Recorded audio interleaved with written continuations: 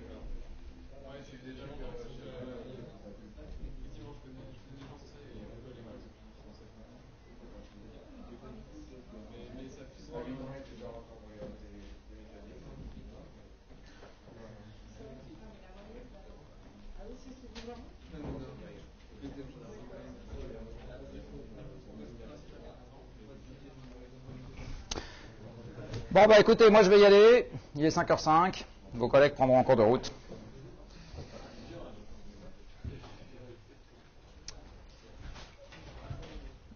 C'est bon? Alors, je vous ai dit tout à l'heure qu'il y avait donc un élément de débat qu'on pouvait avoir sur le prix du kilowattheure. Dans les autres éléments de débat, il y a bien évidemment la question des déchets. Alors en fait, un déchet, vous savez que le dictionnaire en donne une définition assez simple. Un déchet, c'est quelque chose dont on ne sait plus quoi faire. C'est ça, un déchet. On va avoir exactement le même genre de définition en ce qui concerne le combustible nucléaire.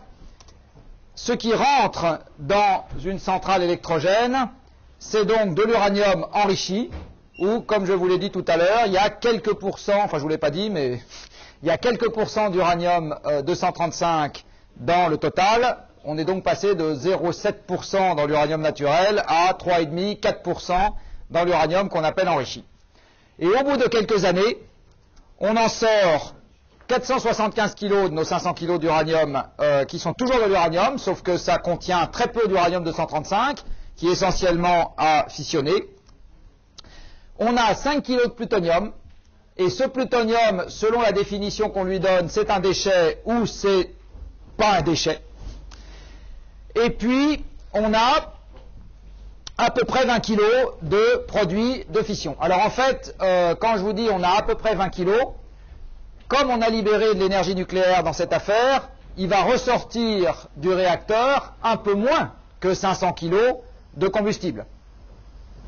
Le reste, c'est E égale MC2, c'est-à-dire c'est ce qui a permis de fournir l'énergie de fission, c'est le défaut de masse des noyaux de ce qu'on a mis dans le réacteur.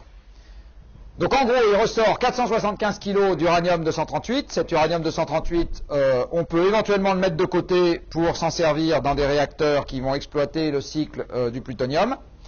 On ressort 5 kg de plutonium, qui est directement fissile, et on ressort 20 kg de produits de fission, donc c'est ce que je vous ai dit tout à l'heure, du césium, du strontium, de l'iode, etc., qui sont des cochonneries franchement radioactives, et dont là pour le coup, on ne peut absolument rien faire.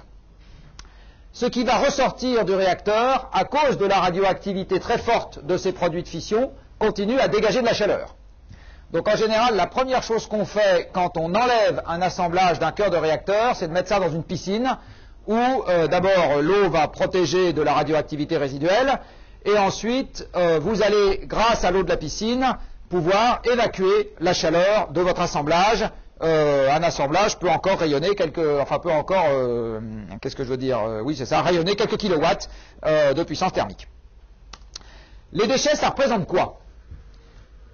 Chacun d'entre vous, directement ou indirectement, vous êtes à l'origine d'à peu près 2,5 tonnes de déchets dans l'année. Ces 2,5 tonnes, c'est la petite demi-tonne d'ordures ménagères que vous émettez, enfin que vous engendrez en direct. Et puis pour le reste, c'est les 2 tonnes que l'industrie fabriquant des produits pour votre compte va mettre dans sa poubelle à elle. Pour fabriquer l'ordinateur dont je suis en train de me servir, il faut faire des déchets. Il y a des moments où on va faire des trucs dont on ne sait pas quoi faire. Ça peut être n'importe quoi entre des résidus miniers, des scories ici et là, des trucs qui ne sont pas spécialement dangereux, ou de plus grosses cochonneries qu'il va falloir traiter. Alors les cochonneries, vous et moi, on est en gros à l'origine de 100 kilos par an. Les cochonneries en question, ça peut être des solvants usagés, ça peut être des produits qui contiennent des métaux lourds, ça peut être etc. Voilà, ça peut être des phytosanitaires non utilisés. Là, il s'agit bien, encore une fois, de la production française de cochonneries rapportée au nombre de Français. Ce n'est pas nécessairement des choses que vous allez jeter, vous, en direct. Donc, dans ces 100 kilos par personne et par an, les résidus de l'industrie électronucléaire représentent à peu près 1 kilo par Français et par an. Là-dedans, vous avez 900 grammes qui ne posent pas de problème particulier, vous allez voir ce qu'on en fait, et vous avez 100 grammes qui sont des produits qui vont durer longtemps, au sein desquels vous avez 10 grammes, c'est-à-dire en gros 1 ou 2 pièces de monnaie par personne et par an, qui vont être à la fois des franches cochonneries et durer un certain temps. Achat, ça veut dire haute activité. Donc certes, les déchets nucléaires sont des produits qui sont assez désagréables si vous vous retrouvez à leur contact.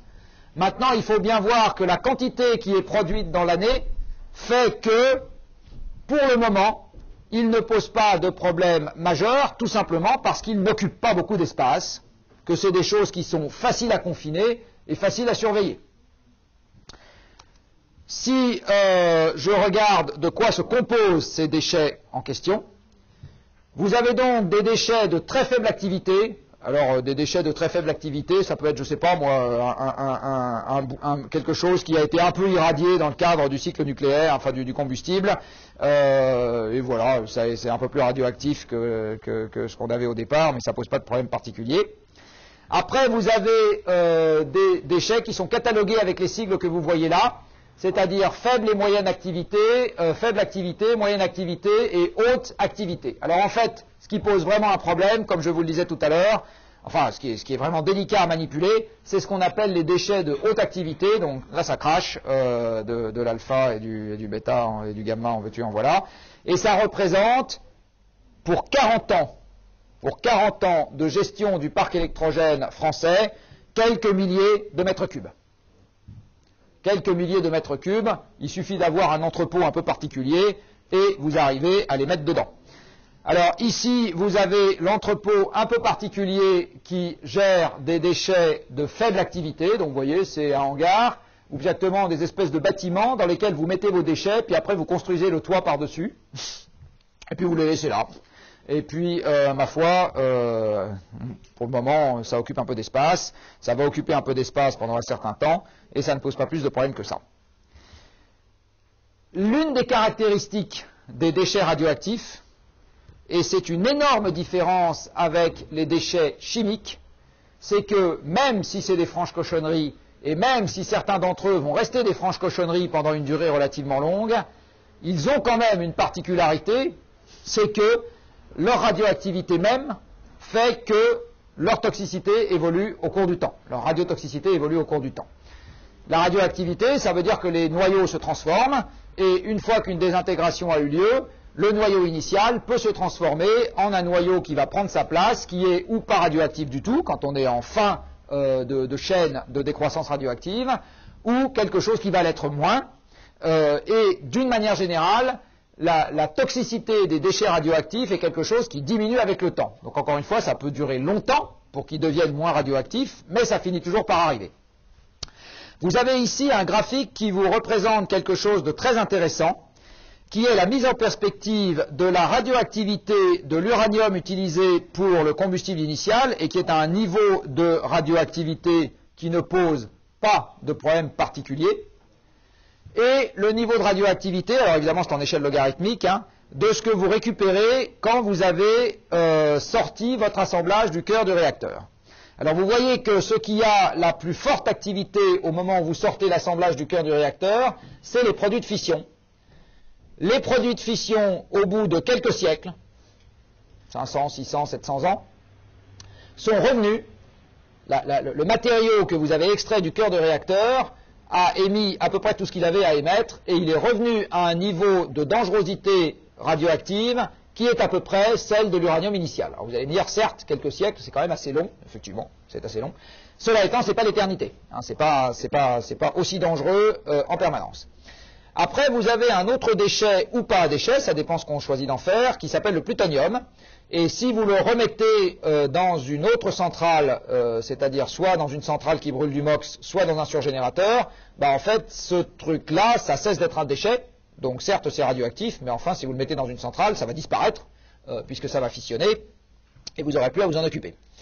Si vous vous en occupez comme d'un déchet, alors effectivement, il faut attendre de l'ordre de la centaine de milliers d'années avant que le plutonium en question soit revenu, enfin exactement c'est descendant, soit revenu par unité de masse à un niveau de radioactivité qui est comparable à celui de l'uranium initial. Et puis ici, vous avez ce qu'on appelle les actinides mineurs, donc c'est les autres actinides que le plutonium, donc ce qui a un numéro atomique supérieur à 89, et en pratique supérieur à 92 en général. Et enfin ici, vous avez ce qu'on appelle les produits d'activation. Alors les produits d'activation, c'est tout ce qui entourait le cœur du réacteur, ou plus exactement tout ce qui entourait le combustible. Ça peut concerner en particulier les gaines qui contiennent les pastilles d'oxyde d'uranium dans l'assemblage, et qui a reçu des neutrons, et qui donc s'est transmuté et est devenu autre chose de radioactif. Enfin, autre chose que le matériau initial, et cette autre chose est radioactif. Soit dit en passant, parce que je vous en reparlerai tout à l'heure, les produits d'activation, vous les avez dès que vous avez une réaction nucléaire qui vous crache des neutrons. Donc ces produits d'activation, vous en retrouverez également dans la fusion si un jour l'homme sait contrôler la fusion. Hein? Parce que la fusion, ça va aussi cracher des neutrons. Donc vous allez avoir également ce qu'on appelle des produits d'activation, c'est-à-dire le résultat du bombardement du matériau qui entoure le cœur du réacteur par le flux de neutrons qui est issu de la réaction nucléaire. Hein. Voilà, donc ces produits d'activation, c'est également des déchets qu'il faut gérer. Cela étant, vous voyez que ces produits d'activation, au bout d'un siècle et demi, en gros, ils ne sont pas plus dangereux que l'uranium initial, et encore une fois, ce niveau de dangerosité-là ne présente pas d'inconvénients particuliers. Donc les déchets, il y en a. Il y en a certains qu'il faut conserver pendant des durées relativement longues, mais en fait, celui qu'il faut conserver pendant la durée la plus longue, on peut, c'est une question de choix technologique, faire en sorte que ce ne soit pas un déchet, ou on peut décider que ça reste un déchet. Là, vous voyez que, encore une fois, il y a une question de choix subjectif dans la définition même d'un déchet. Je vous rappelle qu'un déchet, c'est quelque chose dont on ne sait plus rien faire. Le plutonium, on peut en faire quelque chose si on veut. Donc la question est de savoir si on veut ou si on ne veut pas, parce qu'on trouve qu'il y a trop d'inconvénients à faire. Mais c'est une question de choix. Ce n'est pas une question d'impossibilité technique. Dans les autres inconvénients qui sont souvent évoqués en ce qui concerne la génération d'énergie à partir du nucléaire, il y a bien évidemment l'effet de la radioactivité sur les êtres vivants. Alors l'effet de la radioactivité sur les êtres vivants, elle peut arriver de deux manières. Elle peut arriver dans la conduite normale des opérations. Vous avez des gens qui travaillent dans des centrales nucléaires, ils reçoivent un petit surplus de radioactivité. Vous avez des gens qui travaillent dans des mines d'uranium, ils reçoivent un petit surplus d'activité, etc. Il n'y a pas vraiment moyen de faire autrement. Donc ça, c'est une première irradiation liée à l'industrie électronucléaire. Et puis vous avez une deuxième forme d'irradiation, c'est celle qui n'est pas volontaire, c'est-à-dire celle qui est liée soit à une bombe qui explose, première forme d'irradiation qui n'est pas volontaire, soit à une centrale qui a un accident, et c'est aussi une forme d'irradiation qui n'est pas spécialement volontaire. Alors la première chose qu'il faut rappeler, c'est que tous les êtres vivants ne sont pas égaux devant les radiations. Vous avez peut-être lu des livres de science-fiction dans lesquels, après une guerre nucléaire totale, il restait sur Terre des rats et des cafards. C'est pas un hasard qu'on ait choisi des rats et des cafards, en particulier les cafards, parce que les insectes sont considérablement plus résistants que les êtres vivants à l'effet des radiations. Pour mesurer l'effet des radiations sur les êtres vivants, les médecins et les biologistes sont obligés d'utiliser des tas d'unités compliquées, dont je vais vous donner la principale, enfin exactement la première de la liste, qui s'appelle le Gray. Le Gray a une définition très simple. Un Gray, c'est 1 joule d'énergie transmise à 1 kg de matière par du rayonnement. Alors vous allez me dire, 1 joule par kilo, c'est vraiment pas grand-chose. Quand je chauffe 1 litre d'eau dans ma casserole, je lui donne autrement plus qu'1 joule. Oui, certes, sauf que comme c'est du rayonnement et que c'est ionisant, eh bien, 1 Gray, c'est déjà largement suffisant pour commencer à faire des dommages dans un certain nombre de tissus. Et toujours pour vous donner un ordre de grandeur, une irradiation corps entier de quelques Gray de quelques grès pour n'importe lequel d'entre vous, a priori ça vous tue. Hein, c'est suffisant pour vous tuer. Donc la quantité d'énergie qu'il faut communiquer à un être évolué, enfin je ne sais pas si ça vaut pour vous, mais à un être évolué pour le tuer, donc à un mammifère supérieur pour le tuer, est de l'ordre de quelques joules par kilo de poids. Avec des rayonnements ionisants, ça suffit pour désorganiser suffisamment la machine pour qu'il ait des ennuis très graves derrière. Quand on est dans des doses beaucoup plus faibles, heureusement, on n'a pas des résultats aussi immédiats, et je vous en parlerai un peu plus tard. Mais là, simplement, donc, vous avez ici la plage de doses létales pour les êtres vivants en fonction de la nature de l'être vivant dont on parle et de la dose en grès. Donc ici, vous avez la dose avec une échelle logarithmique. Donc là, vous êtes à 10 grès, là, vous êtes à 1 grès, là, à 100, à 1000, à 10 000. Et ici, vous avez les différentes catégories d'êtres vivants. Alors, vous voyez, un virus, par exemple, il faut commencer à lui envoyer 200 ou 300 joules par kilo sous forme de rayonnement pour qu'il en sente la trace. Avant, vous pouvez bien faire ce que vous voulez, il s'en fiche. Si vous allez vers des êtres un peu plus évolués, comme par exemple les protozoaires, eh bien, vous descendez un peu plus bas dans le rayonnement qui commence à leur faire des misères, etc., etc. Et vous voyez que les mammifères, et en particulier les mammifères supérieurs comme nous sommes les plus sensibles au rayonnement ionisant. Ce qui veut dire que quand vous avez un accident de type Tchernobyl, il n'est pas très étonnant. Il n'est pas très étonnant que le problème concerne essentiellement les hommes et qu'en ce qui concerne la nature, vous n'ayez pas de conséquences observables de manière significative. Et de fait, ça va peut-être choquer certains d'entre vous, c'est exactement comme ça que les choses se sont passées, l'accident de Tchernobyl a été, pour l'essentiel de la vie sauvage, une bénédiction. Parce que comme on a évacué tous les hommes d'un rayon de 30 km autour de la centrale, on a retiré le super prédateur qui complique la vie de tous les animaux de la zone en question. Et comme par ailleurs, on est dans des gammes de rayonnement dans lesquelles l'essentiel de la vie n'est pas enquiquiné par ce qui se passe, eh bien en gros on a fait une réserve naturelle. Et la majeure partie de la vie qui s'y trouve est parfaitement contente de se trouver là. Tous les décomptes qui ont été faits montrent que tous les gros mammifères, par exemple, se sont mis à proliférer, donc il y a plein de sangliers, de cerfs, de daims, etc. Voilà, donc là, en gros, la vie animale, ça peut paraître étonnant, mais je vous rappelle qu'une réserve naturelle, ça n'est rien d'autre qu'un endroit où on dit à l'homme de ne pas mettre ses pattes. Hein.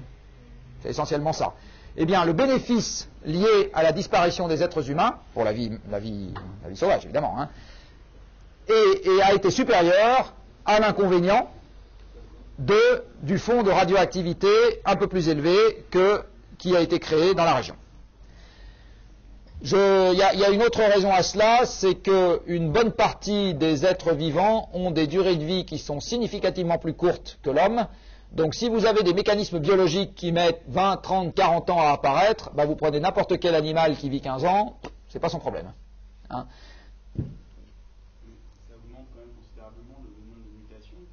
Je vais y venir après.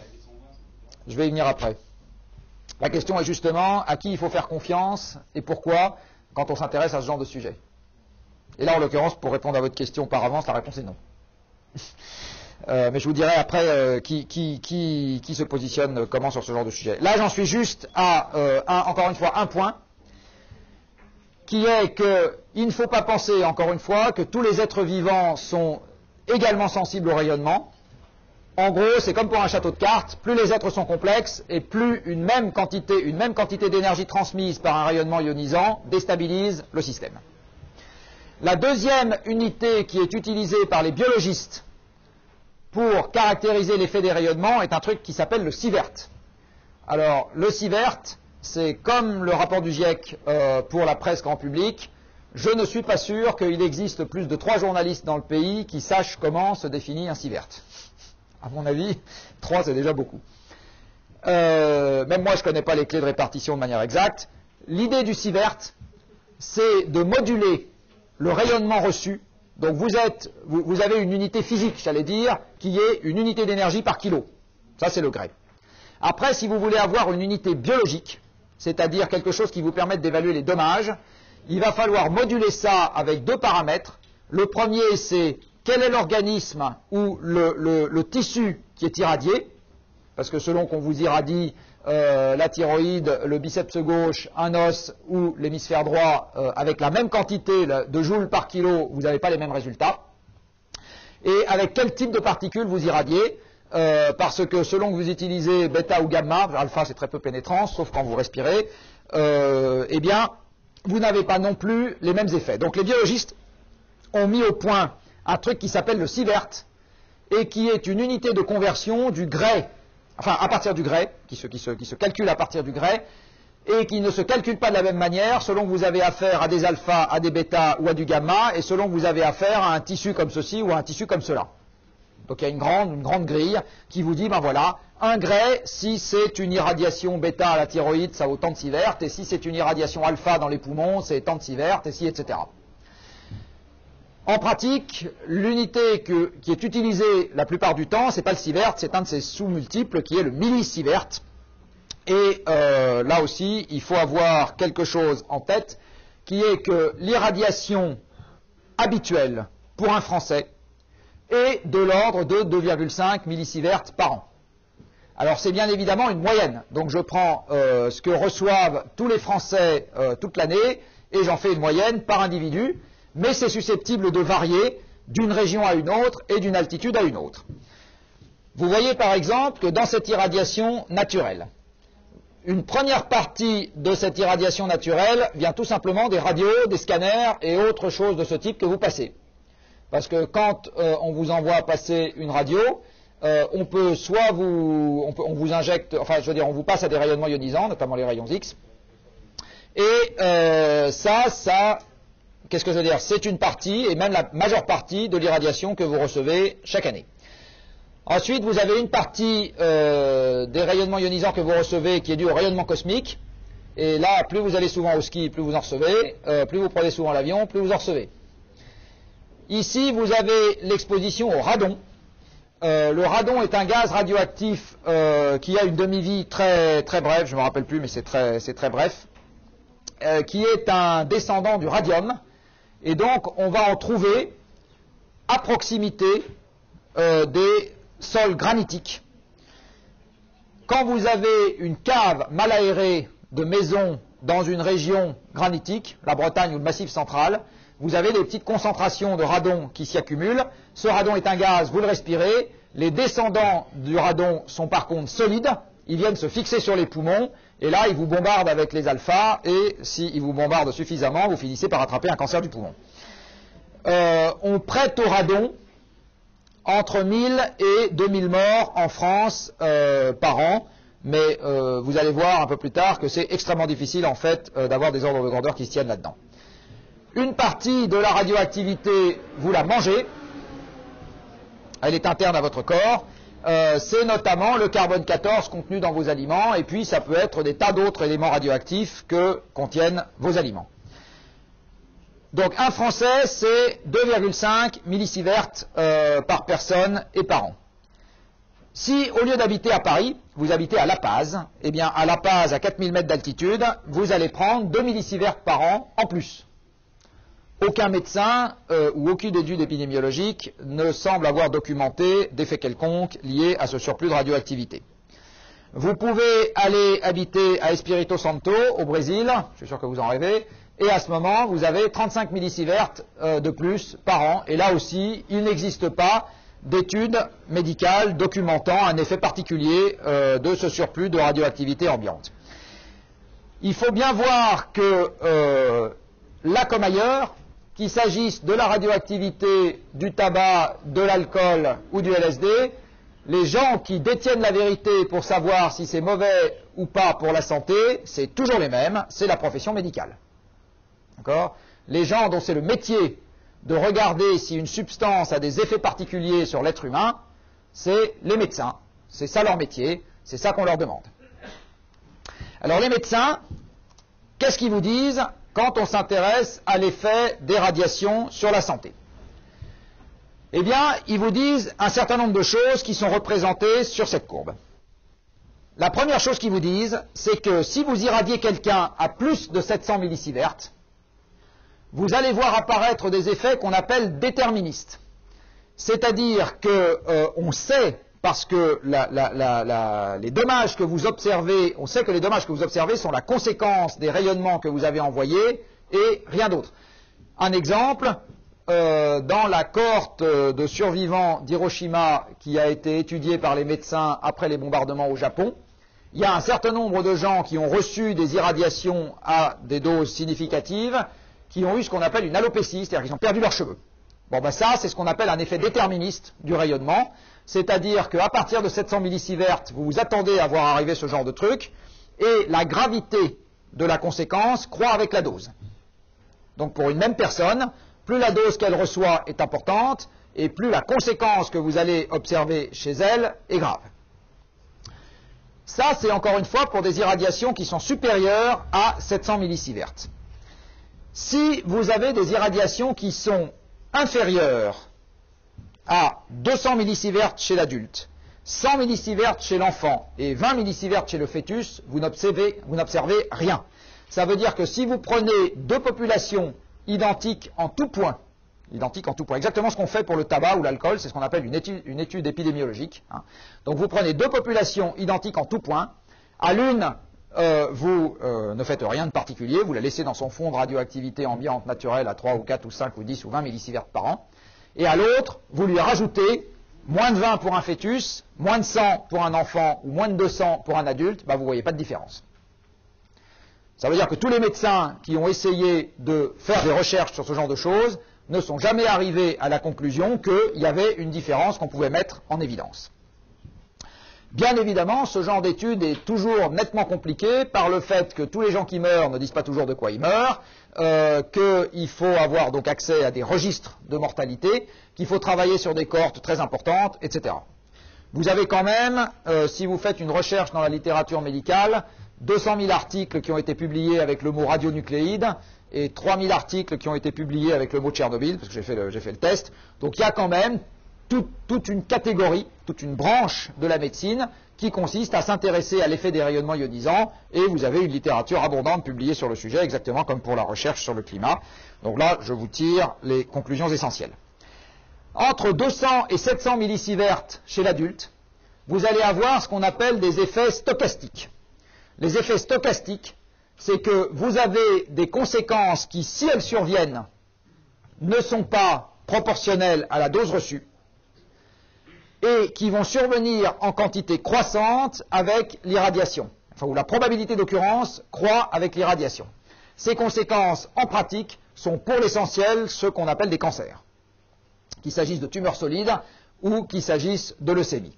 Donc, en gros, si vous avez une population et que vous l'irradiez à 300 millisieverts, il y a une fraction de la population qui, à cause de cela, va avoir plus de cancer que si elle n'avait pas reçu l'irradiation en question. Et si vous irradiez tout le monde à 400, vous en aurez encore plus, et à 500, encore plus, etc.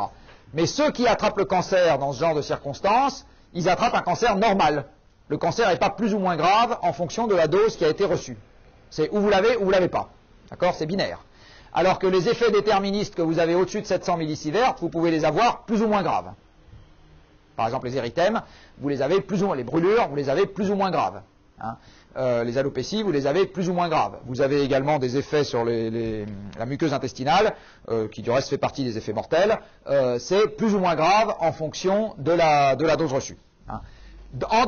Entre 200 et 700, vous augmentez la probabilité d'attraper quelque chose, mais si vous l'attrapez, ce n'est pas plus ou moins grave en fonction de la dose que vous avez reçue. C'est un surplus de cancer que vous observez dans la population qui a été irradiée.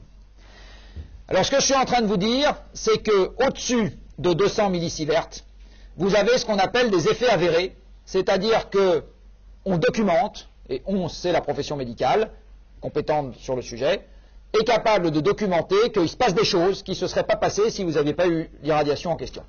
Hein. Donc au-dessus de 200 millisieverts chez les adultes, il y a des effets documentés. En dessous, jamais rien n'a été mis en évidence par des études épidémiologiques. Donc il y a des effets qui ne sont pas avérés, il y a des effets qui sont éventuellement hypothétiques. Peut-être qu'il y en a, peut-être qu'il n'y en a pas, et s'il y en a, une chose est sûre, c'est que l'ampleur de ce qui se produit reste dans la variabilité naturelle des décès. Vous n'êtes pas capable de dire, là je constate qu'il y a eu plus de morts et je suis clairement capable de relier ça à une cause donnée. Vous êtes capable de faire ça pour l'alcool, vous êtes capable de faire ça pour le tabac, vous êtes capable de faire ça pour les accidents de la route, etc. Là, pour les rayonnements en dessous de 200 millisieverts, vous n'êtes pas capable. Cela étant, ici comme ailleurs, les autorités de sûreté nucléaire ont pris une règle qui est une règle de saine et même d'excellente gestion, qui est de dire, dans le doute, je vais prendre l'hypothèse la plus défavorable possible pour moi, c'est-à-dire que je vais demander aux gens de se comporter comme si, à des doses plus faibles, je continuais à avoir un surplus de conséquences dans la population, avec une proportionnalité entre la dose reçue et le surplus hypothétique, puisque je ne l'ai jamais observé, que j'obtiendrai. Donc en gros, on fait exactement comme quand on tient les comptes d'une entreprise et qu'on est prié d'être prudent, c'est-à-dire de prendre l'hypothèse la plus défavorable possible quand on ne sait pas. Quand on passe une provision dans les comptes d'une entreprise, c'est exactement la même chose que vous demande le code de commerce, c'est d'être prudent. Et ben là, c'est pareil. Les autorités de sûreté ont demandé aux gens d'être prudents, c'est-à-dire de faire comme si on était dans le cas le plus défavorable possible. Et le cas le plus défavorable possible consiste à prolonger la relation qui existe au niveau des effets avérés vers le zéro, en tirant une droite. Ça veut donc dire que là, vous êtes à 200 millisieverts, vous avez des résultats. Si vous êtes à 50, vous considérez que vous avez un quart des résultats. Vous faites comme si on avait un quart des résultats. Et donc, les investissements que vous allez faire pour éviter à la population de recevoir ces 50, ils sont basés sur toutes les morts évitées que vous calculez hypothétiquement à ce niveau-là. Mais c'est du calcul. C'est une règle de prudence. Ça ne correspond pas à des morts qui se constatent pour de vrai. Quand vous essayez de constater les morts pour de vrai, personne n'est capable de les mettre en évidence. Et c'est cette règle linéaire sans seuil qui est à l'origine des batailles de chiffres que vous pouvez trouver dans la presse généraliste sur les conséquences de Tchernobyl. Parce qu'il se trouve qu'à Tchernobyl, les gens qui ont reçu plus de 200 millisieverts, ils se comptent, c'est quelques dizaines. Tous les autres, ils ont reçu n'importe quoi entre 0 et 100. Si vous dites à plus de 200, on n'a jamais rien constaté, donc il y a pu y avoir des morts, mais pas à cause des radiations, et il y en a sûrement eu à cause d'autres choses, notamment le stress qui a été engendré par le fait qu'on ait évacué 100 000 personnes, ça c'est absolument évident que ça a dû causer des décès. Mais si vous vous limitez aux radiations stricto sensu, vous pouvez avoir deux positions. La première est de dire, je considère qu'il n'y a pas eu de mort surnuméraire parce que j'en ai jamais vu ailleurs à ce niveau de radiation. Et la deuxième position est de dire, j'applique la règle de radioprotection en disant que j'utilise là pour compter des morts alors que d'habitude on l'utilise pour prendre des mesures de protection. Et à ce moment, vous vous retrouvez effectivement avec quelques dizaines de milliers de morts, mais que vous êtes incapable d'observer dans les statistiques disponibles. Avec toute la limite, encore une fois, et toutes les précautions qui s'imposent sur les statistiques disponibles. Vous avez même un certain nombre de cas de figure dans lesquels les biologistes ont documenté quelque chose qui s'apparente à un effet vaccin. C'est-à-dire que quand vous bombardez des cellules avec des très faibles doses, quelque part, vous avez une forme de darwinisme qui s'applique, et ça rend l'organisme plutôt plus apte à résister à des irradiations un peu supérieures. Voilà, il semblerait qu'il y ait quelques cas de figure dans lesquels on ait documenté ce genre d'effet qui s'appelle l'hormésis, et que vous avez représenté ici par la courbe verte. Voilà.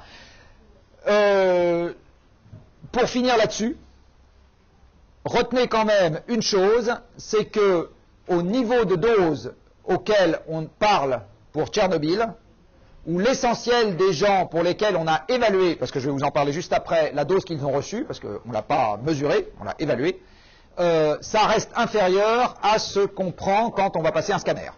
Un scanner, ça peut monter jusqu'à 80 millisieverts en termes d'irradiation. La quasi-totalité des gens qui se trouvaient dans la zone interdite autour de Tchernobyl ont pris moins que 80 millisieverts à cause de l'accident. Alors, je ne suis pas en train de vous dire qu'il faut que ça se reproduise tous les jours.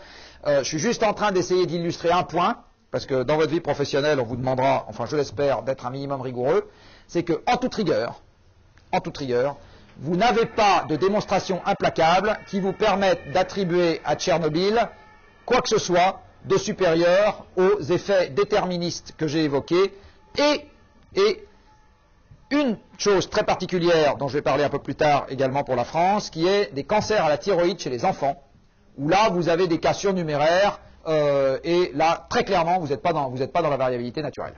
Hein. Donc vous avez eu quelques milliers de cancers à la thyroïde, quelques dizaines de décès à bref délai pour des causes déterministes, et pour le reste, personne n'est capable de documenter quoi que ce soit, ni dans le sens de il n'y a rien eu de plus, évidemment, ni dans le sens de il y a eu tant en plus. Voilà. C'est ça le constat qu'il faut garder présent à l'esprit. Alors je vous disais tout à l'heure, la dose a été évaluée. Ben oui, la dose a été évaluée. Le seul moyen d'être absolument certain que quelqu'un a pris une dose donnée, c'est de lui faire porter un dosimètre.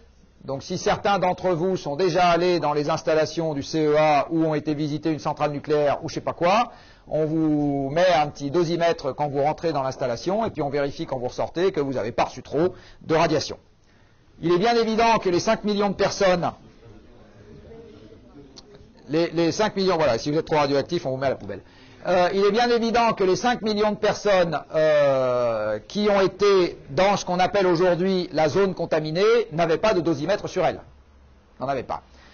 Donc, déjà, la dose que ces gens ont reçue n'est pas le résultat d'une mesure, c'est le résultat d'un calcul. Déjà ça, c'est le résultat d'un calcul. Hein. Le calcul se base sur la reconstitution de la trajectoire des éléments radioactifs qui se sont échappés du réacteur. Et aujourd'hui, on fait des évaluations sur les retombées. Par exemple, le césium-137, qui est un des produits de fission qui va durer quelques dizaines d'années, eh bien, les retombées qu'il peut y avoir, qui se mesurent en kilobecquerel par mètre carré. Alors, un becquerel, oui, j'ai oublié de vous dire ça, c'est une désintegration atomique par seconde.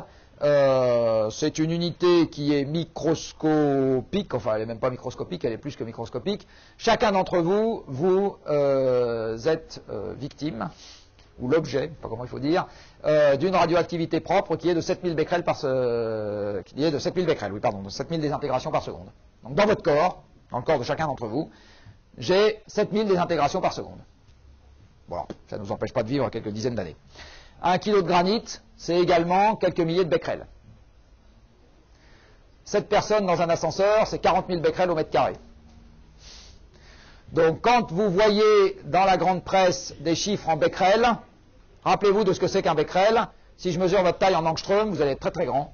Là c'est un peu pareil. Si j'utilise le becquerel pour mesurer la radioactivité, je me fais tout de suite impressionner avec des nombres à 7 zéros qui en fait représentent des trucs absolument microscopiques.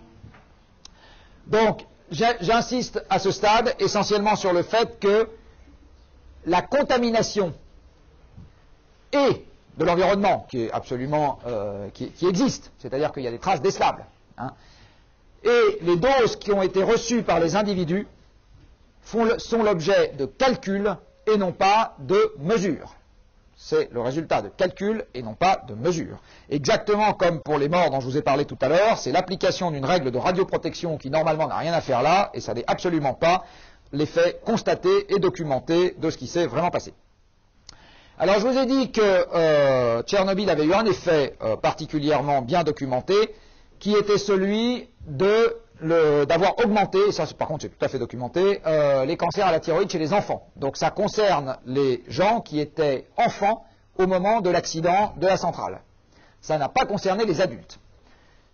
En France, vous avez également une augmentation du nombre de cancers à la thyroïde chez les adultes, que vous voyez ici matérialisé par les courbes violettes et vertes, ce qu'on appelle l'incidence, c'est-à-dire le taux pour 100 000 personnes de cancer à la thyroïde. Et vous voyez que c'est quelque chose qui augmente depuis l'année 1975, c'est-à-dire très exactement 11 ans avant l'accident de Tchernobyl. Alors, après, ça se discute peut-être, avant, ça se discute quand même beaucoup moins. Il me paraît assez peu probable que l'accident ait eu des effets rétroactifs. Et en fait, vous voyez qu'au moment où l'accident a lieu, la dérivée n'est pas modifiée. Ce qui veut dire qu'a priori, ce qui se passe en France est totalement décorrélé de ce qui s'est passé chez les Ukrainiens. En fait, vous avez ici une courbe qui est beaucoup plus le résultat de quelque chose qui n'a rien à voir avec Tchernobyl que sont les deux paramètres suivants. Et ça, c'est quelque chose ce que je vais vous dire, vous pouvez l'extrapoler à n'importe quelle conséquence sanitaire dans à peu près n'importe quel domaine. C'est aussi vrai enfin, je veux dire, ce que je vais vous expliquer, c'est des facteurs qui contribuent à brouiller la vision dans des tas d'autres domaines, et pas seulement dans celui que je vais vous évoquer tout de suite. Vous avez deux choses qui s'appellent, d'une part, l'allongement de l'espérance de vie, et d'autre part, les biais de dépistage, qui font que vous pouvez très bien avoir ce genre de courbe sans que quoi que ce soit n'ait changé dans l'environnement. Alors l'allongement de l'espérance de vie, c'est tout simplement que vous laissez à un certain nombre de cancers le temps de se développer, alors qu'avant, ils n'avaient pas le temps de se développer parce que vous mourriez plus jeune d'autre chose. Un des exemples, pardon messieurs, c'est le cancer de la prostate. Il se trouve que si vous faites l'autopsie d'une personne qui est morte à 80 ans, écrasée par une voiture, d'hyperthermie, d'un infarctus ou en se noyant, eh bien, vous allez trouver, dans un nombre significatif de cas, j'ai plus le chiffre en tête, mais des noyaux cancéreux dans la prostate. Voilà. Sauf que d'habitude, vous n'allez pas chercher, parce que la personne est morte d'autre chose. Mais si vous allez chercher, vous en trouvez dans une fraction, chez un nombre, dans une proportion non nulle, des hommes qui meurent.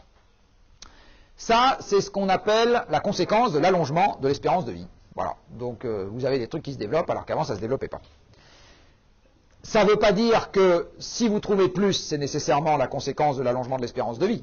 Ça veut simplement dire que toutes choses égales par ailleurs, cette simple cause peut avoir des conséquences dans le sens de l'augmentation de l'incidence d'un certain nombre de cancers. La deuxième cause, la deuxième chose qui peut expliquer ce genre d'évolution, c'est ce qu'on appelle les biais de dépistage, c'est-à-dire que vous avez des moyens de dépistage dont les performances augmentent, donc vous n'avez pas plus de gens malades, simplement vous avez de meilleurs moyens de le savoir. En ce qui concerne les cancers de la thyroïde, il se trouve que les moyens de dépistage permettent de repérer des nodules de plus en plus petits. Donc, un certain nombre d'entre vous, chez qui on n'aurait rien trouvé avec les moyens d'avant, et qui seraient morts d'autre chose, de manière parfaitement naturelle, eh bien, on va en trouver, simplement parce que les moyens d'investigation se sont améliorés. Et les deux éléments dont je viens de vous parler compliquent énormément la tâche des médecins dès qu'ils veulent faire une attribution de cause à effet, parce que le monde est multidéterminé, et isoler une seule cause, qui est celle à laquelle on s'intéresse, en particulier en ce qui concerne les effets de la radioactivité, et en particulier en ce qui concerne les effets qui se déclenchent au bout de 20, 30 ou 40 ans, est quelque chose qui est extrêmement difficile. Voilà. Donc ça ferme le chapitre sur les effets sur la santé. Dans le cadre de l'exploitation normale, ce que reçoivent les travailleurs du nucléaire, quelques millisieverts par an ou même quelques dizaines de millisieverts par an, ça reste de l'ordre de grandeur de ce qui est parfaitement tolérable par le corps humain. Là aussi, il y a une chose une erreur qu'il ne faut pas faire, c'est de penser que tout ce qui est mesurable est mauvais. Hein? Quelque chose qu'on a souvent tendance à faire, c'est de penser que tout ce qui se mesure est nécessairement toxique. Et du reste, ça peut vous paraître idiot, mais ce genre de réflexe, entre guillemets, est à l'origine, souvent, du durcissement de la réglementation en matière environnementale. C'est-à-dire que la norme suit la sensibilité des appareils de mesure, sans qu'on se demande nécessairement si ça a un sens, toute cette affaire de durcir la réglementation. Je fais une petite incidente. En ce qui concerne le plomb dans l'eau de boisson, aux teneurs de plomb que nous avons aujourd'hui dans l'eau de boisson, l'eau est devenue un mode d'ingestion parfaitement secondaire du plomb. C'est en général les aliments qui sont devenus le mode dominant. Donc si on change tous les tuyaux en plomb, ce qui va avoir un coût absolument considérable, ça va mobiliser beaucoup d'argent, eh bien ça ne changera pas de manière significative la quantité de plomb que nous ingérons, et qui est de toute façon significativement inférieure à ce qui déclenche des effets sanitaires très désagréables. Il n'empêche que les normes européennes sur les teneurs maximales admissibles en plomb dans l'eau de boisson ont une certaine tendance à suivre la sensibilité des appareils de mesure. Voilà, donc plus les appareils de mesure deviennent sensibles, et plus on dit qu'il va falloir gagner un facteur 10 sur le truc, alors qu'aujourd'hui, la quasi-totalité des médecins à qui vous posez la question vous disent que ça n'a pas d'incidence sanitaire. Voilà, donc c'est la fin, encore une fois, de la parenthèse sur la santé. Pour les travailleurs réguliers, c'est a priori, il y a très peu d'inconvénients, et il y en a en tout cas considérablement moins qu'avec le charbon et le gaz. pour les travailleurs en situation normale. Le charbon fait chaque année quelques milliers de morts dans les mines. Je vous laisse imaginer ce que vous liriez dans le journal si le nucléaire civil faisait chaque année quelques milliers de morts là où il est exploité. Je pense que vous en entendriez un peu plus parler. Et quand vous avez une usine de liquéfaction du gaz qui explose en Algérie, vous avez un petit machin comme ça en bas à droite dans le journal, et puis on n'en parle plus. Hein. Ça a beau avoir fait 10, 20, 30 ou 40 morts, voilà, c'est dans la rubrique chien écrasé, et puis derrière c'est terminé.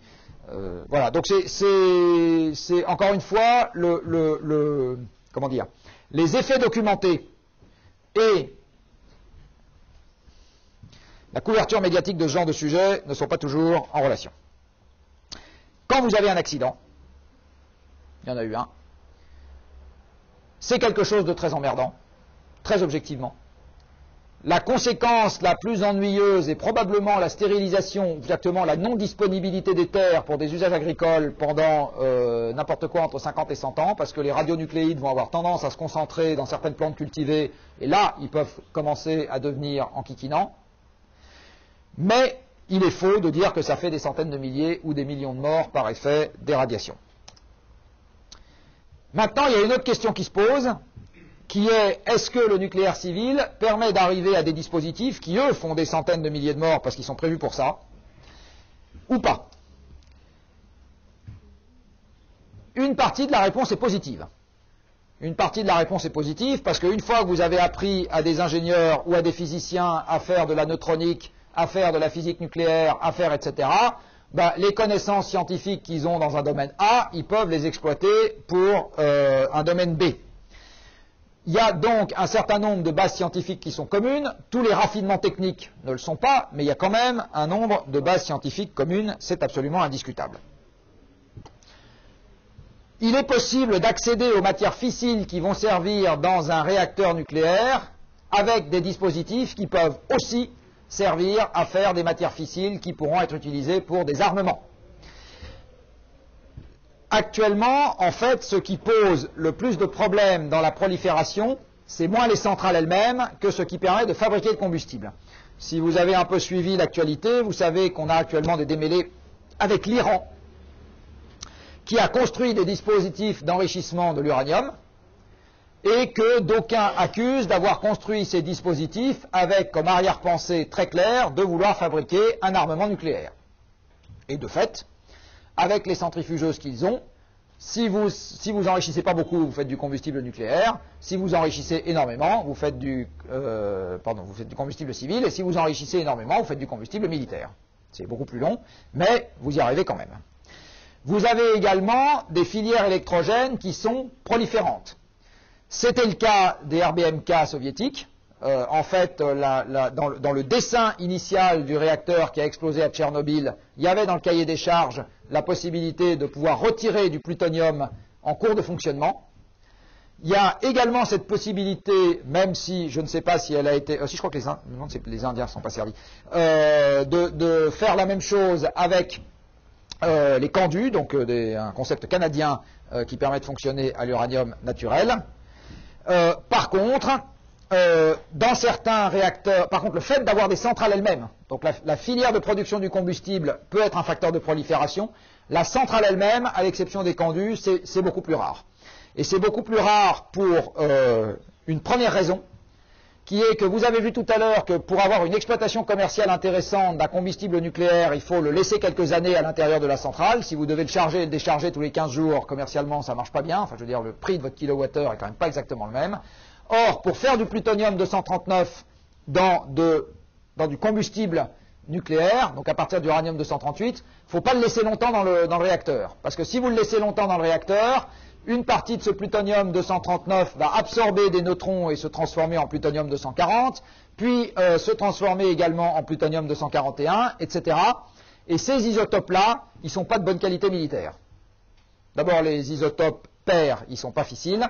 Et le plutonium 241, par exemple, pose des problèmes techniques que vous n'avez pas avec le plutonium 239. Donc, les réacteurs normaux, ils ne se prêtent pas facilement à la prolifération.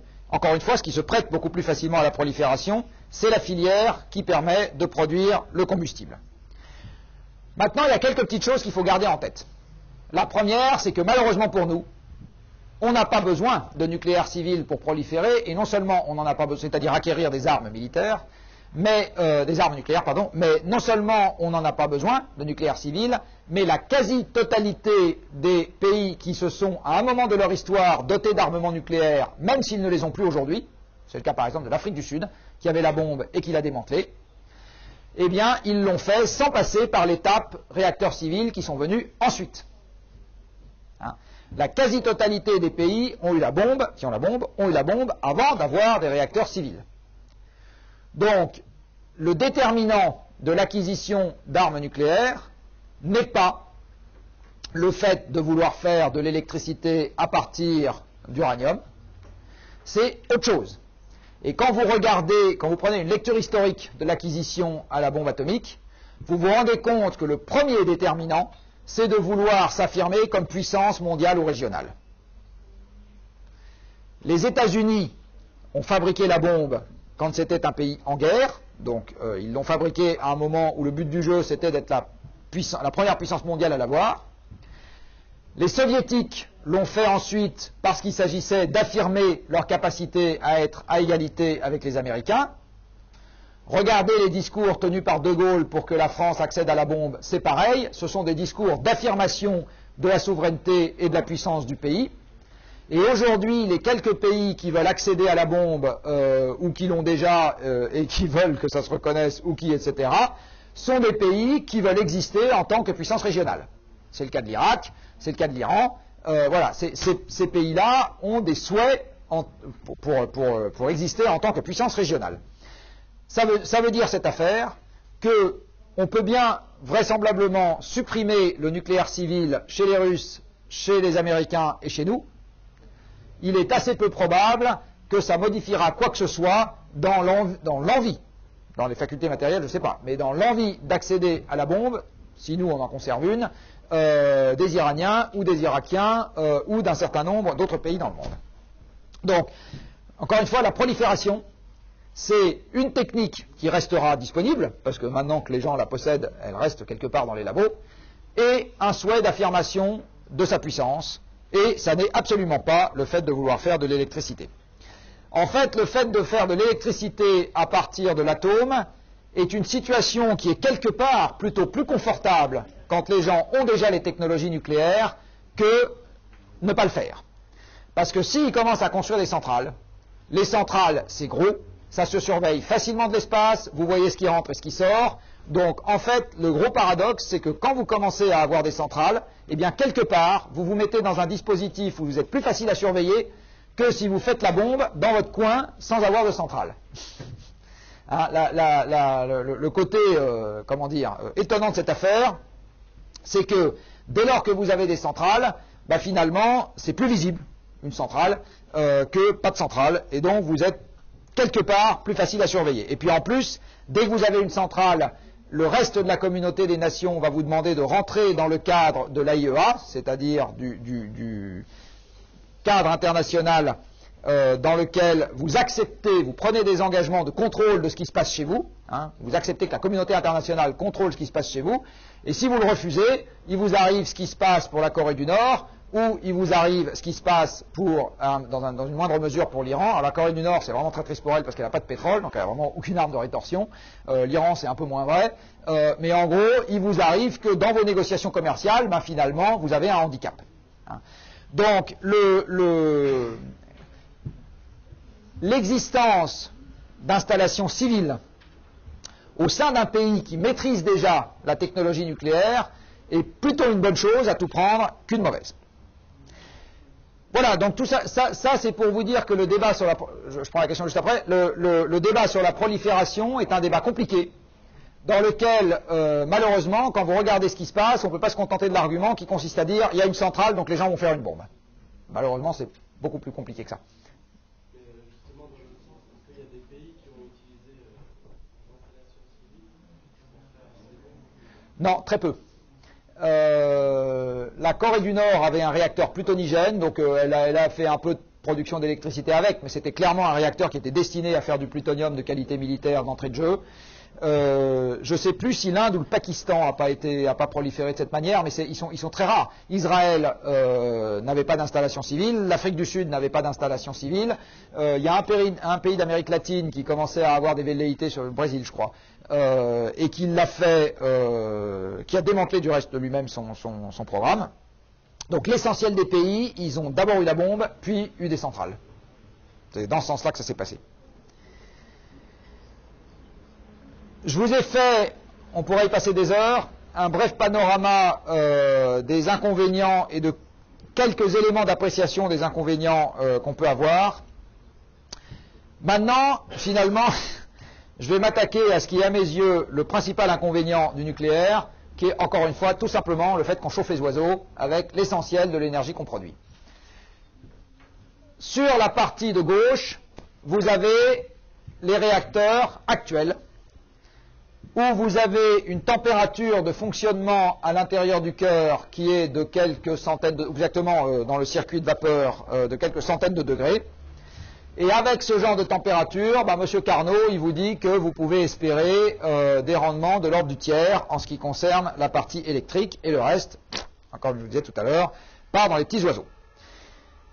Un certain nombre de physiciens se sont dit que ce genre de concept, c'était pas intéressant, et qu'il y avait d'autres choses dans le nucléaire actuel qui rendaient le nucléaire pas intéressant, entre guillemets, ou plus exactement, notoirement sous-employé.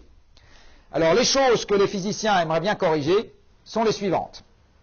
La première chose, c'est qu'ils voudraient que le combustible soit ce qu'on appelle en cycle fermé, c'est-à-dire que le réacteur brûle ses propres déchets. Donc, en d'autres termes, ce qui sort du réacteur, c'est que des trucs qui ne présentent quasiment pas de problème de traitement particulier. Le deuxième point qu'ils aimeraient bien avoir, c'est utiliser mieux l'énergie produite à l'intérieur du réacteur. Alors il y a deux manières de mieux l'utiliser. C'est ou bien vous utilisez beaucoup mieux l'énergie qui est déjà disponible par la fission de l'uranium-235, par exemple en montant à des températures beaucoup plus élevées, parce que comme ça vous pouvez récupérer une fraction beaucoup plus importante de l'énergie produite, ou bien en élargissant les noyaux qui sont, enfin la base des noyaux accessibles, et donc en travaillant soit avec l'uranium-238 pour en faire du plutonium, soit avec le thorium-232 pour en faire de l'uranium-233. Et puis, tant qu'ils y étaient, ils se sont dit que ça serait aussi bien d'avoir des réacteurs avec ce qu'on appelle des sécurités passives, c'est-à-dire que s'il y a quoi que ce soit qui se met à aller de travers dans le réacteur, il n'y a pas de réaction critique possible. D'accord ? Le système s'effondre de lui-même, mais s'effondre au sens de voilà, ça s'arrête et puis on n'en parle plus. Un exemple, si vous utilisez comme modérateur de l'eau, qui est également le caloporteur, si jamais vous avez une fuite dans le circuit, la première chose qui va se passer, c'est que votre eau va rentrer en ébullition, donc il va rester de la vapeur dans le circuit, et la vapeur, ça permet toujours de modérer les neutrons qui se baladent, et à ce moment, vous pouvez avoir des excursions de puissance, et votre truc, à qui il arrive des ennuis. Si vous utilisez un gaz, et que le gaz, donc il est dimensionné pour servir à la fois de caloporteur et de modérateur, et que le circuit se met à fuir, eh bien, plus le circuit fuit, moins vous avez de gaz, moins vous avez de gaz, moins les neutrons sont modérés, et moins les neutrons sont modérés, et plus la réaction commence à s'affaiblir d'elle-même. Hein. Donc ça, c'est par exemple un système dans lequel vous avez une forme de sécurité passive, c'est-à-dire que si vous avez un accident qui arrive au cœur de votre réacteur, l'évolution de la réaction en chaîne, c'est pas de s'emballer, c'est de mourir. Alors, toutes ces caractéristiques que je viens de vous évoquer, c'est le cahier des charges de ce qu'on appelle la génération 4. Donc la génération 4, elle a dans son cahier des charges de mieux exploiter le combustible, et notamment de s'attaquer aux noyaux fertiles si elle peut, d'avoir de meilleurs rendements, de générer plus ou quasiment plus de déchets, et j'oubliais un dernier point, d'être le moins proliférante possible. Hein, ça veut dire qu'à aucun moment dans le cycle du combustible, vous ne devez vous retrouver avec des matières très purifiées qui pourraient avoir une exploitation militaire éventuelle. Hein. Il est évident que quand vous retraitez le combustible aujourd'hui, le combustible usé sorti des centrales à eau pressurisée, à un moment ou à un autre, vous allez isoler le plutonium. Quand vous isolez le plutonium, même si le plutonium qu'on sort après quelques années d'irradiation n'est pas de qualité militaire, vous avez quand même quelque chose qu'il ne faut pas laisser entre toutes les mains. hein. Là, dans le cahier des charges de la génération 4, les physiciens aimeraient bien aussi qu'il n'y ait pas le caractère proliférant. Alors, ils se sont mis à la planche à dessin et ils ont sorti un certain nombre on dirait des machines de Shadok, de dessin de réacteurs, qui sont pour partie la remise au goût du jour de dessins qui ont fonctionné en France. Vous savez qu'en France, il y a 2 surgénérateurs qui existent ou qui ont existé, qui s'appellent Phénix et Superphénix. Phénix est un réacteur de recherche, il a fonctionné pendant des dizaines d'années, il est proche de l'arrêt, ou je ne sais pas si l'arrêt a déjà été décidé, ou si, etc. Mais enfin bon, ça a fonctionné pendant des dizaines d'années, sans problème particulier, ça a marché très bien. Et en ce qui concerne Superphénix, la décision d'arrêt n'a pas été liée à l'impossibilité de faire fonctionner le réacteur. Le prototype qui avait été construit a mieux fonctionné, toutes choses égales par ailleurs, que les prototypes des séries qui avaient précédé. Donc en gros, Superphénix a mieux marché, il a fonctionné plus d'heures sur la plage de temps où il a fonctionné plus d'heures sans panne que le prototype de la génération des réacteurs à eau pressurisée. Donc ce n'était pas des raisons techniques qui ont fait qu'il a été arrêté, c'est parce que le pouvoir qui est arrivé à ce moment-là a dit finalement ça ne nous plaît plus, donc on l'arrête. Une partie de la génération 4 revient à mettre au goût du jour Superphénix ou quelque chose qui y ressemble. Le dessin de Superphénix, c'est ça, c'est un réacteur rapide au sodium. Au sodium, ça veut dire que le caloporteur, qui est aussi un modérateur, puisque c'est des noyaux légers, c'est du sodium fondu. Alors le sodium fondu ne plaît pas à tout le monde, avec des raisons qui s'argumentent. Et c'est un réacteur rapide parce que vous allez fissionner du plutonium, qui utilise des neutrons rapides. Ici, vous avez une variante dans laquelle le caloporteur, c'est du plomb fondu. Mais c'est un dessin qui aujourd'hui pose des problèmes au niveau de la corrosion, en particulier exercée par le plomb fondu dans les tuyaux. Ici, vous avez un réacteur rapide à gaz. Alors, c'est toujours pareil. Ça utilise le cycle uranium-plutonium, enfin le couple uranium-plutonium. Et le caloporteur, qui est aussi le modérateur, est un gaz. Ici, vous avez la même chose, sauf que je ne sais pas ici si c'est en thermique ou en rapide, avec de la très haute température. Alors, la très haute température, comme je vous l'ai dit tout à l'heure, a un avantage, c'est que ça permet d'avoir un rendement qui est bien meilleur. Plus la température du cœur est élevée et plus le rendement est élevé aussi. Là, vous avez un réacteur à eau supercritique, ça veut dire que vous avez mis l'eau à une telle pression qu'elle est devenue supercritique, donc vous avez plus de phase liquide-vapeur, c'est terminé. Et ici, vous avez un concept un peu futuriste, qui est un réacteur à sel fondu, dans lequel le caloporteur et l'élément fissile sont mélangés dans la marmite. Donc vous avez un liquide unique, qui contient à la fois l'élément fissile et le caloporteur. Et notamment, c'est un dessin qui est exploré avec des sels de thorium et qui aurait un certain nombre d'avantages, dont celui d'être extrêmement peu proliférant, parce que vous travaillez avec un mélange dans lequel, à aucun moment, l'élément fissile n'est isolé chimiquement. Donc ça, c'est évidemment très confortable si on veut que quelque chose ne soit pas proliférant. Alors, tous ces dessins, ils sont l'objet d'une recherche qui est menée dans le cadre d'un consortium international qui s'appelle le consortium Génération 4. Les divers pays qui participent à ce consortium ne financent pas de la même manière tous les prototypes, mais enfin tous les dessins plus exactement, mais ils donnent tous un peu d'argent. Les quantités d'argent qui sont mises sur la table, c'est de l'ordre de quelques milliards de dollars par an, donc c'est pas grand-chose au regard du PIB mondial qui en fait pas loin de 40 000. Et si on considère, chose encore une fois pour laquelle on pourrait avoir un long débat, que le nucléaire est une fraction significative de la solution au double problème de l'épuisement des combustibles fossiles et du changement climatique, il est assez vraisemblable que quelques milliards de dollars, ça pourrait être porté à un peu plus. Cela étant, vous avez des pas de temps que vous avez du mal à raccourcir dans ce genre de recherche, parce que le chemin par lequel vous devez passer pour construire des réacteurs qui génèrent de l'électricité de manière industrielle, ça veut donc dire qu'ils ne doivent pas coûter trop cher par rapport à ce qu'ils font comme électricité, vous avez un certain nombre de points de passage obligés qui sont très difficiles à éviter. Et en particulier, vous avez 2 points de passage obligés qui s'appellent le prototype et la tête de série, qui sont assez difficiles à éviter. Je vous en parlerai après quand je finirai sur la fusion. Le prototype, c'est la première fois où vous construisez un appareil qui correspond au plan que vous avez fait et vous vérifiez que ça marche. D'accord ? Donc par exemple, Superphénix était un prototype, enfin ou Phénix plus exactement, était un prototype de surgénérateur. Voilà. Il y a des physiciens qui se sont dit, tiens, ça sur le papier ça marche, donc je construis un appareil, je vérifie que ça marche. Une fois que vous avez vérifié que ça marche au niveau du prototype, le prototype, il y a évidemment des tas de trucs qui sont allés de travers, c'est fait pour ça, c'est fait pour essuyer des plâtres. Vous avez le clapet de bidouillage de machin qui s'ouvre pas exactement quand il faut, vous avez la pression de vapeur ici qui n'est pas exactement celle qu'il faut, vous avez, etc. Et donc vous corrigez tous ces trucs-là, et la copie corrigée, vous construisez une deuxième version qui s'appelle une tête de série. La tête de série, ça veut dire, là, normalement, j'ai repéré tout ce qui ne va pas, et je construis quelque chose qui devrait aller sur à peu près tous les plans.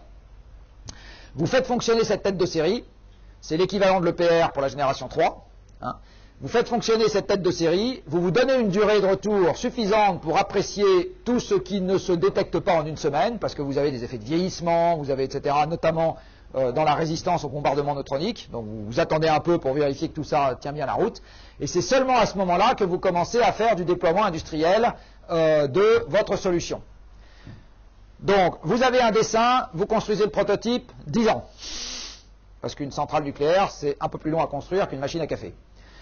Vous faites fonctionner votre prototype, quelques années pour avoir une durée de recul suffisante, vous corrigez ce qui doit être corrigé, vous construisez votre tête de série, crac, 5 à 10 ans supplémentaires, vous vous prenez encore quelques années de recul pour vérifier que tout va bien, avant de commencer le déploiement industriel, ce qui fait qu'un programme nucléaire sur un nouveau dessin, entre le moment où vous y réfléchissez et le moment où votre truc est commercialement disponible à large échelle, il se passe n'importe quoi entre 20 et 40 ans. Ce qui est d'une autre manière de dire que ce que je vous ai raconté dans les cours précédents sur le pic de production du pétrole ne sera en rien affecté par ce qu'on va faire sur la génération 4. Ça peut être une très bonne idée de mettre un peu plus de milliards sur la génération 4, ça ne changera pas la trajectoire énergétique des pays développés dans les 20 ans qui viennent. Ce n'est pas la peine de compter là-dessus. Ce qui fait qu'on a ramené au problème précédent, suivant une célèbre maxime de mon école, où je vous rappelle que le problème à résoudre est celui-là, c'est-à-dire comment passer de cette trajectoire énergétique à cette trajectoire énergétique, et la question est bien évidemment de savoir, à la fin de ce cours sur le nucléaire, si le nucléaire est effectivement capable d'encaisser une croissance de 4 à 5% par an de sa production, sans inconvénient majeur ou sans inconvénient supérieur à ceux qu'il est censé nous éviter. Alors voici quelques éléments de réflexion conclusifs que je livre à votre sagacité. La partie dangerosité sanitaire, quand vous mettez en perspective les conséquences possibles du changement climatique et les conséquences possibles de la version haute des désagréments qu'on peut avoir en recourant à l'énergie nucléaire, ne me semble pas, en tout cas à moi, de nature à dire qu'il ne faut pas recourir à cette solution. Quand bien même Tchernobyl aurait fait 20 000 morts, je pense que 5% du changement climatique, ça fera bien plus que ça. Hein. Donc c'est, à mon avis, quelque chose qui, mis dans la balance, n'est pas nécessairement une raison pour s'en débarrasser. La voiture, ça fait 1 million de morts par an à la surface de la planète et jamais personne n'a réclamé l'éradication de la voiture. Et je ne suis pas sûr que dans cette salle, vous soyez très nombreux à la vouloir à cause de ça. De même que je ne suis pas sûr que vous soyez très nombreux dans cette salle à vouloir l'éradication de l'alcool aux soirées étudiantes, au motif que ça fait quelques millions de morts par an à la surface de la planète. Donc, dire que parce que, quand les gens déconnent, l'accident fait quelques milliers de morts, c'est un motif suffisant pour s'en passer, je pense que, ça peut vous paraître brutal, mais ça se discute. En ce qui concerne les déchets, là aussi, il faut mettre ça en perspective. Les énergies fossiles produisent un déchet aussi, plus d'un, qui s'appelle du CO2. C'est un déchet parce qu'on ne sait pas quoi en faire, et ça part dans l'atmosphère, où ça a des effets non pas chimiques, mais physiques. La question des réserves est un vrai sujet à l'échelle de quelques décennies sur l'uranium-235, cesse d'être un sujet à l'échelle de quelques décennies si on passe sur la surgénération. Il n'empêche que les limites, ou les inconvénients plus exactement techniques invoqués, je ne suis pas sûr qu'ils soient majeurs. Par contre, il y a une limite qui, elle, est très importante, qui est la limite économique. Parce que si vous voulez faire 4% de croissance sur le nucléaire, Ça veut dire que vous devez avoir 2500 réacteurs contre 400 aujourd'hui en 2050. Et puis, si vous considérez qu'on électrifie un certain nombre d'usages qui ne sont pas électrifiés aujourd'hui avec des pertes, avec des pertes, oui, parce qu'il va falloir se cogner la perte primaire finale qu'aujourd'hui on a beaucoup moins avec les énergies fossiles, à ce moment vous doublez. Et si en plus vous considérez, ce qui sera évidemment la question qu'on va se poser la prochaine fois, que les énergies renouvelables ne pourront pas faire 4% de croissance par an, de manière globale d'ici à 2050, et que c'est essentiellement le nucléaire qui se charge de ce genre de choses, alors il faut arriver à 10 000 réacteurs en service à la surface de la planète en 2050. Actuellement, vous avez donc 450 réacteurs nucléaires, vous devez avoir quelques milliers de tranches à charbon, 2000, 3000, je ne sais pas exactement combien. Voilà. Est-ce qu'on a envie de faire 10 000 réacteurs nucléaires? Alors, avant même de savoir est-ce qu'on a envie, c'est est-ce qu'on en a la possibilité économique? Est-ce qu'il y aura les gens pour les faire tourner? Est-ce qu'il y aura les endroits pour les installer? Alors ça, c'est une question qu'on peut se poser pour n'importe quelle centrale électrique. Simplement, si on électrifie un nombre croissant d'usages qui sont aujourd'hui assurés par les combustibles fossiles et que ces centrales électriques, on commence par faire bouillir de l'eau pour faire l'électricité, il faut des sources froides. Alors il y a des gens qui se sont amusés à faire des calculs du nombre de l'intervalle qui séparerait deux centrales si on met tout ça en bord de mer. Et effectivement, ils sont arrivés à la conclusion que quand vous allez au festival du film américain à Deauville, vous en verrez 2 ou 3 de la plage. Moi, j'ai plus les chiffres en tête, mais bon, c'est une vraie question. Ça se serait posé avec autre chose, dès lors que vous électrifiez beaucoup d'usages. Et enfin, vous avez vu les très longs délais qui sont la caractéristique de la mise en route d'un programme nucléaire. En France, par exemple, entre le moment où on a décidé de faire un programme nucléaire civil et le moment où le dernier réacteur a été raccordé au réseau, il s'est passé pas loin de 30 ans. Il s'est passé pas loin de 30 ans et on était violemment aiguillonné par un choc pétrolier qui était encore plus violent que celui qu'on est en train de connaître actuellement. Hein. Voilà, donc, question, est-ce que ça va être dans les temps? Pas sûr, pas sûr. Alors, il y a des gens qui pensent que oui. Voilà un scénario dans lequel on met en service d'abord des REP, puis des EPR, puis, là, en l'occurrence, il s'agit de réacteurs à sel fondu.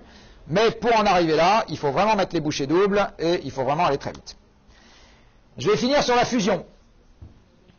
La fusion est une autre forme d'énergie nucléaire et je vais finir dessus en allant très vite parce que nous sommes encore plus loin de la vérité qu'en ce qui concerne la fission. La fusion a pour objet de forcer des petits noyaux qui ont une force de répulsion électrostatique forte à se rapprocher suffisamment pour se rendre compte que finalement ils sont faits l'un pour l'autre et à se coller l'un à l'autre grâce à l'interaction nucléaire. Pour arriver à ça, tout ça reste torride, on excite un plasma, c'est-à-dire qu'on crée à l'intérieur d'un confinement magnétique que vous voyez représenté là, enfin qui se passe dans la bobine du haut, là ça c'est torse-supra. Dans un confinement magnétique, on porte un plasma à très haute température en injectant donc de l'énergie, donc il y a de l'énergie de chauffage. Et quand le plasma en question, qui est un plasma deutérium-tritium, se met à être porté à une température suffisante, eh bien la vitesse des noyaux est suffisamment importante pour vaincre la répulsion électrostatique, forcer les noyaux à se rapprocher suffisamment près l'un de l'autre, et à ce moment ils fusionnent en libérant une grande quantité d'énergie sous forme d'un neutron et d'une particule alpha qui va extrêmement vite. Ça, c'est le principe général. Alors maintenant, où est-ce qu'on en est? Et qu'est-ce que ça a comme avantage et comme inconvénient sur le papier? Si on se limite au dessin sur le papier, ça a des avantages certains. Le premier avantage, c'est que la quantité de plasma qui est contenue dans le tore que je viens de vous montrer juste avant, c'est quelques kilos. Vous n'avez pas d'accident de criticité possible. D'accord? Le truc ne peut pas vous péter à la figure. C'est pas possible. Le deuxième avantage, c'est que dès que vous avez une panne dans votre machine, le confinement du plasma s'arrête et la réaction s'arrête. D'accord? Donc vous avez une sécurité passive absolument merveilleuse, qui est que le truc ne peut pas péter et tout ce qui peut se passer si jamais vous avez un accident dans la machine, ça ne sort quasiment pas du hangar dans lequel la machine se trouve. Le deutérium est en quantité quasiment inépuisable puisqu'il constitue une fraction de pourcent de l'eau de mer, donc on sera mort d'autre chose avant de manquer de deutérium. Il n'y a pas de produit de fission, puisque quand vous cassez un noyau d'uranium en deux, vous avez vu qu'on faisait deux noyaux qui ensuite nous empoisonnaient la vie, c'est le cas de le dire, parce qu'ils étaient très radioactifs et qu'on avait que c'était désagréable de les gérer, ou en tout cas ça demandait de l'attention. Là, vous avez une particule alpha et un neutron, il n'y a pas de produit radioactif là-dedans. Cela étant, comme je le disais tout à l'heure, on est encore plus loin d'un réacteur industriel qu'en ce qui concerne la fission. Là, on n'est pas à 20 ou 30 ans, on est à au moins 50 ans d'un résultat industriellement exploitable. Donc on aura passé le pic pétrole, le pic gaz, le pic charbon et une bonne partie du changement climatique que ITER n'aura toujours pas débouché sur un dessin industriellement exploitable. D'accord? Donc, comptez là-dessus pour sauver vos petits-enfants. À mon avis, on n'y est pas encore. Il y a deux pas à franchir dans la fusion. La première est de vérifier avec ITER qu'on est capable d'avoir dans un plasma une réaction de fusion qui produit plus d'énergie que l'énergie qu'on a injectée pour chauffer le plasma. Et la deuxième chose, c'est qu'il faut qu'on vérifie qu'on soit capable de maintenir ce plasma en température pendant des jours et des jours. Parce que pour le moment, dans Thor Supra, on est capable de faire 2 minutes, mais avec 2 minutes, vous ne faites pas un réacteur industriel. Parce que vous n'allez pas avoir 2 minutes d'électricité pour votre frigo, puis après ça s'arrête. Hein. Donc, il faut avoir une réaction qui s'entretienne beaucoup plus longtemps. Il n'y aura pas... alors, un truc intéressant à savoir, c'est que pour le moment, ce n'est pas la fusion deutérium-deutérium sur laquelle les physiciens sont en train de travailler, mais la réaction deutérium-tritium. Le tritium est obtenu à partir du lithium, c'est-à-dire un truc qui se trouve dans le sol, et avec des quantités dans la croûte terrestre qui ne sont pas considérablement plus abondantes que l'uranium. On retombe, comme je vous le disais, sur des pas de temps qui sont très significatifs. Hein, construire, puis expérimenter, puis construire, puis expérimenter, etc. Donc c'est dans 50 ans.